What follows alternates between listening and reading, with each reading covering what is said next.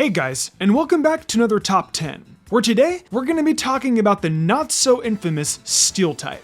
Well, infamy really depends on who you are and your feelings on how absolutely amazing the Steel type is. Normally, I would go on about something about where the type is flawed, but today is different.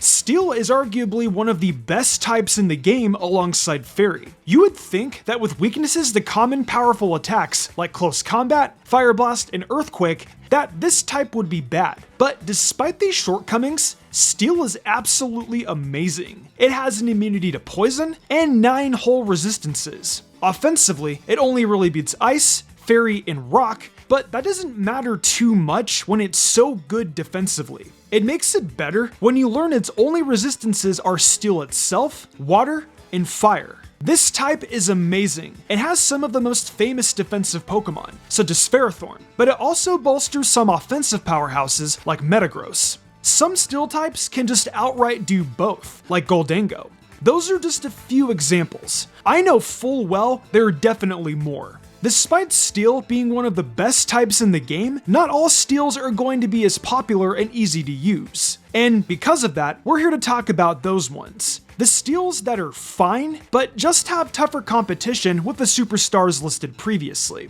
As per usual, we will be going by these rules. 1.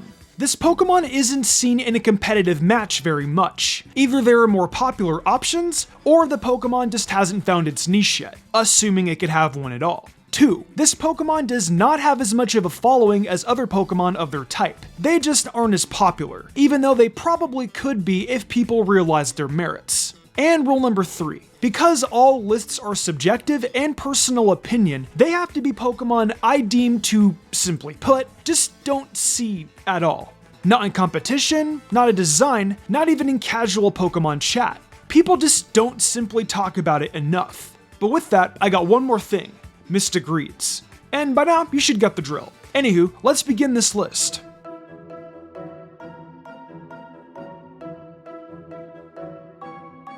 You know, Duraludon is pretty neat. I like Duraludon. It's the only Steel and Dragon in the game that isn't the Celestial Lord of Time. It has decent overall stats with 95 attack, 115 special attack, 120 defense, 85 speed, and 70 HP.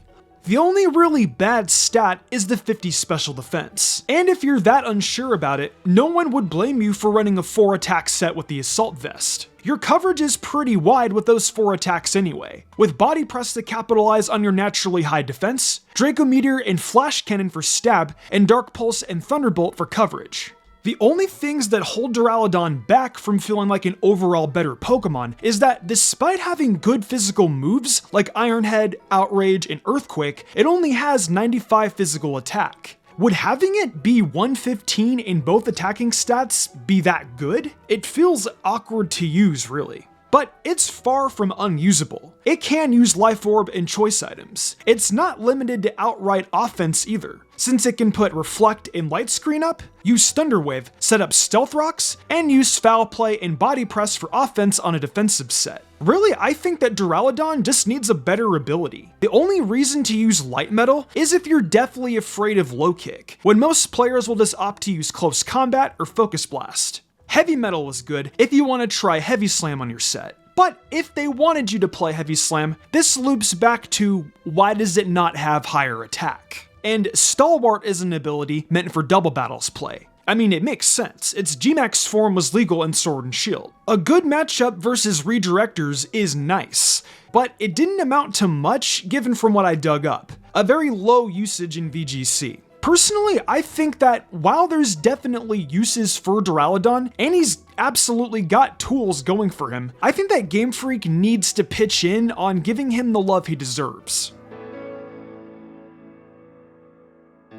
We in this business love Galleon Stunfisk. Stunfisk is just a derpy little guy that's just doing his best. Except the part where he's also a literal bear trap that tricks you into thinking it's an item on the ground just to try to clamp at you. A menace to society at its very core, attempting to make off with your hand as you try to reach down and grab what you thought was a neat little potion on the ground. Its ability to mimic the environment around it seems to be unmatched, not just in caves, but in terrains too, with the ability mimicry. In any given terrain, its type will change to match it. Electric terrain makes it Galleon Stunfisk kinda. Just ignore the lack of access to proper electric moves, since it only gets Thunder Wave. Actually, how does it make use of any of the terrains? Well, there are two ways. The first is grassy terrain, giving it stab on Snap Trap, which is a trapping move like Fire Spin and Whirlpool alongside extra recovery. The other way is Terrain Pulse, because for some reason, they didn't give it any neat coverage to match the terrains. Just this. My issue with Terrain Pulse is that, yeah, stab base 100 in a terrain is strong, but it isn't gonna be doing much with that base 66 special attack. Let's just say that it's safe to say that Galleon Stunfisk is meant to be played more defensively. It has access to Pain Split for offensive recovery, Yawn for threatening sleep, Stealth Rock for hazard setup, Scald to threaten burns, Sucker Punch for priority, and Foul Play for damaging physical attackers, along with the previously mentioned Snap Trap and T-Wave. There's a lot of utility here, I just don't understand where they were going with this, and why they didn't give it a higher special attack if they wanted you to make use of Terrain Pulse, Flash Cannon, Sludge Wave, Earth Power, and Scald. But with 81 base attack, at least you have a meanish Earthquake.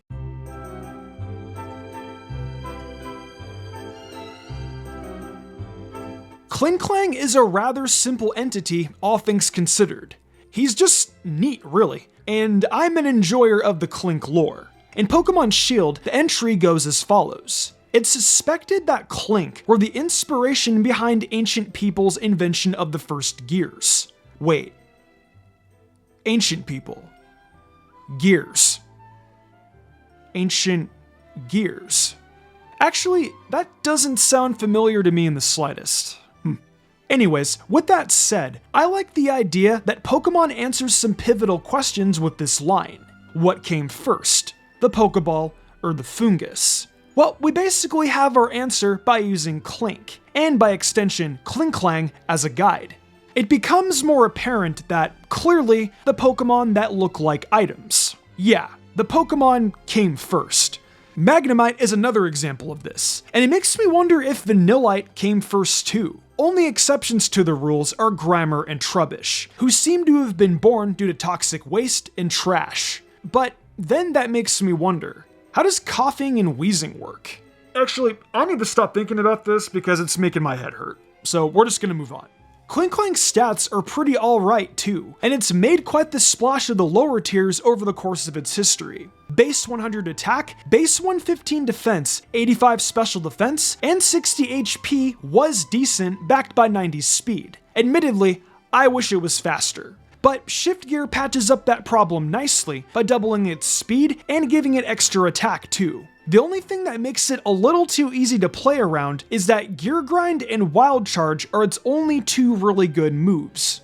Volt Switch is good for pivoting, Substitute was an interesting way to dodge status in setup, and Thunder Wave was an interesting tech choice. Clear Body is a great ability, but I do wonder why Plus and Minus were its abilities. What was Game Freak planning here? Why did they keep giving this ability to Pokemon weak to Earthquake? The devs work in very mysterious ways, I'll tell you that.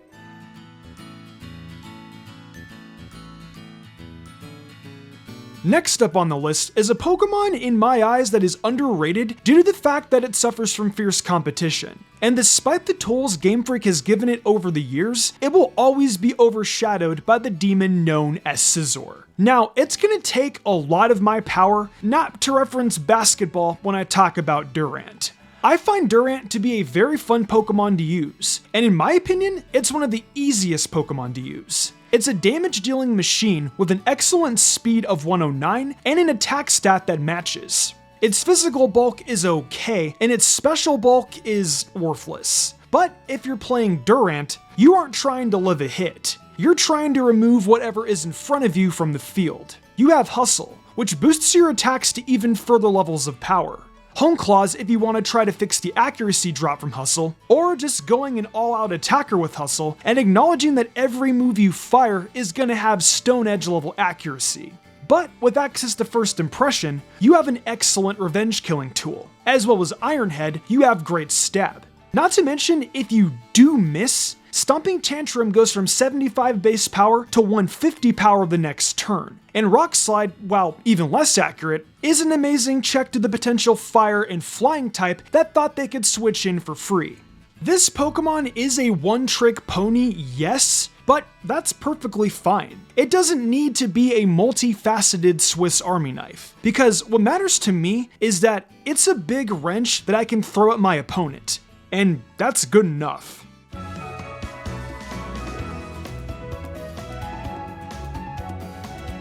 This is gonna be one of the big attack, slow speed, decent bulk, use and Trick Room Pokemon, to which there is another 2 on this list soon after. What makes Excavalier the number 6 Pokemon on this list is the fact that its type combination is amazing. Bug and Steel is a very awesome combination, with only one weakness. Overcoat is an amazing ability that protects it from powder moves, making it perfect for removing the mushrooms that keep trying to knock you out of the game with Spore. And its bulk is good enough to let it get a hit or 2 off before going down. It's not the easiest to use because if you want to make the most out of what is clearly an offensive Pokemon, you gotta use Trick Room. That's just how it goes with this archetype. Game Freak has this weird design philosophy where they'll make a Pokemon that just has a giant attack stat and incredibly low speed, and they'll make sure it gets no priority, so that way you're forced to play it in Trick Room. It's a great Pokemon regardless. Fellstinger is fun for trying to overextend and threaten your opponent with the +3 Excavalier should it manage to snipe a KO. Iron Head, Megahorn, Knockoff, Drill Run, and Close Combat are all amazing moves, and that attack stat of 135 is backed by 70 HP and 105 in both defenses. Excavalier is a beautiful unit that, when played to its strengths, can get very hard to take down. Just don't challenge it to a jousting match. The speed difference isn't much of an issue when it's a master of the lance.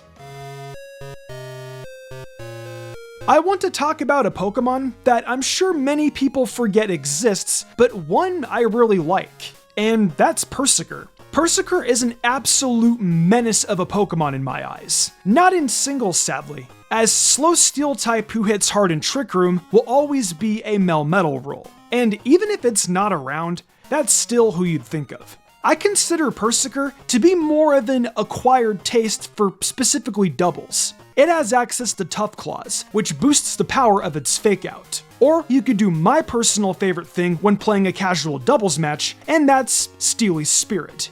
Being able to bolster the offenses of yours and your allies' Steel-type moves makes for hilarious amounts of damage. You can even obtain Persevere by doing all that language class in Scarlet and Violet's Academy too.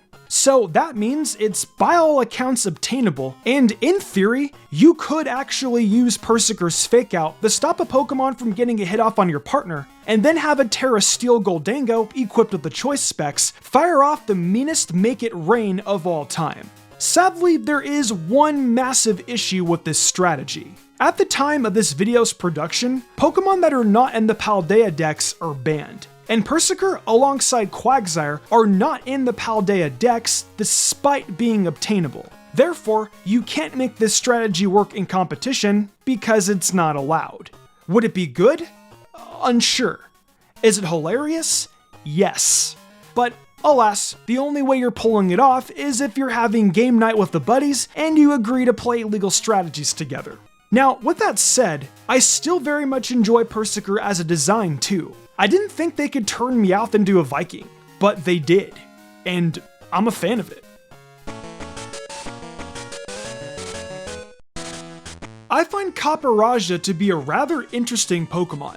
Unfortunately for it, it's once again in the ballpark of big attack, low speed, play it in Trick Room type of Steel type that has its spot being clogged by Melmetal when it's around. Sure, it's not around in Scarlet and Violet, but at the time of this video, neither are some of the best Trick Room setters in the form of Porygon 2 and Cresselia. When the Legends Arceus Pokemon are around though, I do see Trick Room making a small resurgence, and this time, from what I can tell, no Melmetal. But what makes Copperajah interesting to me from a gameplay perspective is that its ability, Heavy Metal, exists. Heavy Metal doubles its weight. By default, it weighs 650 kilograms, or 1,433 pounds. Double that? That's heavier than Celesteela and Cosmoem, who are the heaviest Pokemon in the game naturally. Now, imagine that with the Choice Band, Terra Steel, and Heavy Slam. Once Trick Room is set up, the need for prediction feels a lot less needed when you can potentially 2-hit KO defensive Pokemon who now no longer want to switch in on you even if resisted. Now, is this gimmicky? Yes. Do I see it worth trying when Porygon 2 and Cresselia hopefully join Scarlet and Violet? Absolutely, if you want to try something new. I just like seeing potential in the lesser used mons. Keep in mind, if spamming Heavy Slam and being a one-trick elephant isn't your thing, Sheer Force is its other ability, which is also great. It's got solid-ish bulk, an excellent typing, and access to Earthquake, Iron Head, and Play Rough, which are phenomenal moves too. I just think it has the tools to be neat as all, and that it's worth experimenting with. Now, look, I know that Pikachu clones are a little controversial, but I think they're all just adorable. Unfortunately for poor old Togedemaru, its Ultra Moon Dex entry says that it has a more limited electrical capacity, so it has to charge up by letting lightning strike it. But in my eyes, I now just get to imagine him standing out in the middle of a thunderstorm, monologuing to itself as it challenges the weather itself like some sort of anime character going on a training arc. As for its combat capabilities, he's got quite the kit. It has Wish and Nuzzle for support, U-Turn and Volt Switch for pivoting, Fake Out, Magnet Rise, and Encore for utility, Zing Zap and Iron Head to try to get flinches off as its form of offense, alongside Fell Stinger if you want to try to get silly. And it has a rather unique Fear set. If I recall correctly, and do be free to correct me if I'm wrong, but because it can't be affected by Sandstorm and Toxic, it's actually a harder Fear Pokemon to deal with. The Shell Bell can recover its HP, Endeavor will let it do the Fear strat, and Spiky Shield will be how it deals with physical attackers. Sturdy being an ability it has access to means it doesn't need to run the Focus Sash either. That's not the only set it can run, as if you actually try to bring Togedemaru to a fight, it can make use of Volt Absorb, or it can make use of Rocky Helmet and its third ability, Iron Barbs, to be quite the pesky rodent. While it may not have the best stats, with its best ones being 98 attack and 96 speed, I think it has some neat tricks for lower tiers of play.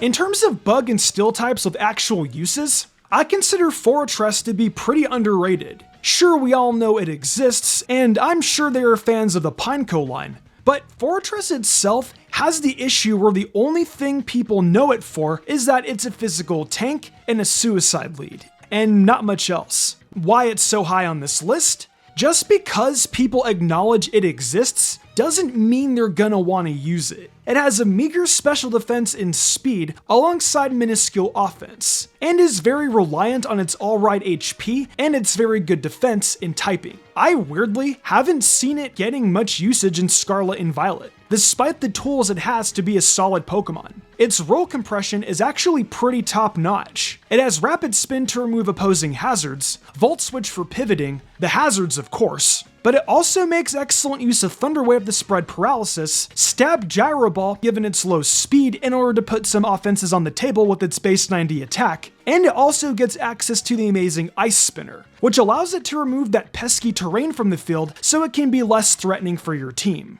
It's a very solid utility Pokemon that often, from my experience, gets resorted to hazard stacking Perish Lead. But when competition is stiff, with the existence of plenty of other hazard setters and a variety of good defoggers, I think rather than just throwing Fortress in the trash, it can perhaps find room to adapt and grow. I don't know, maybe it's wishful thinking. I just want to see some use for Fortress. It deserves it. I also find it funny that Fortress is more mysterious than most legendaries and mythicals. We've seen them either in the movies or in the games at some point. Not a single person alive knows what Fortress looks like underneath its metal shell. That means that it's kept its identity under wraps better than most superheroes. So normally, I bring up perfectly rated to talk about bad Pokemon. So I'll switch it up and talk about Pokemon that aren't underrated because we love them or know that they're good. Klefki is an excellent utility Pokemon, Aggron is beloved due to how cool it is, even if it's not a competitive powerhouse, and Tinkaton may not be able to dent Corviknight in competition, but she does the job in our hearts. Also, she's great in UU as of the time of this video. Bringer of the rain and plentiful harvests found underneath the ground in ancient caves and tombs. It caused a new sensation when it was uncovered after it napped for 2,000 years. Revered as a deity since ancient times, it's believed that the rain it brought to the crops of the land was brought from portals to another world entirely. A fascinating metal Pokemon that is revered like a god, and is probably one of my personal favorite Trick Room setters. At least for right now anyways. That's right, I'm talking about Bronzong. I firmly believe that Bronzong deserves more love and attention, because it's a genuinely amazing Pokemon that I don't believe sees enough usage. It has pretty solid stats across the board, and while it is far from perfect, it's more than just some goober Pokemon that Team Galactic basically made it out to be in Pokemon Platinum when Mars and Jupiter used it as the second fiddles to their Perugly and Skuntank. In terms of utility, it has all that it needs. Rocks, Trick Room, Screens, Trick, and Ice Spinner. But it also has niche tools that no one uses because it's gimmicky. But the variety is there. The Bringer of Rain has had access to Weather Ball in Gen 8, access to Explosion, Body Press, Steel Roller, which I mentioned as a funny pick before, Gyro Ball, and Psyshock or Expanding Force. It has Heat Proof to take half damage from Fire-type moves, Levitate to be immune to Ground-type moves, or Heavy Metal? Jeez, they really want us to use the move Heavy Slam, huh? While it does have a proven standard of Trick Room and Explosion to pass safely to another teammate, it has the potential to be a gimmicky Swiss Army knife that the opponent may not see coming. And yes, it does get Rain Dance. Anywho, that pretty much wraps up the top 10 most underrated steel types. What'd you guys think? Did I miss some important underrated steel types? Do you think that some of these steel types are actually too good to be on the list? Well, if so, that's just how good the steel type tends to be, I suppose. But anyway, let me know your thoughts down in the comment section below. Hey guys, thanks so much for watching my content. With Scarlet and Violet DLC on the way, we have a lot to be excited for. Not just that though, but I've got a bunch of other cool series planned throughout the year that I'm sure you guys will love. If you want to support my other forms of content, over on Mystic Reads, I read fanfics. One of them right now is Road to be a Pokemon Master Kanto Edition, where Ash and Serena start from the very beginning and journey through Kanto together. On Mystic Umbreon Shorts, I do other exclusive Pokemon content such as Pokemon Facts, and on Saturdays I upload my top 5 favorite Pokemon of a type. Anyways, thank you so much for watching, and I hope you have an excellent day.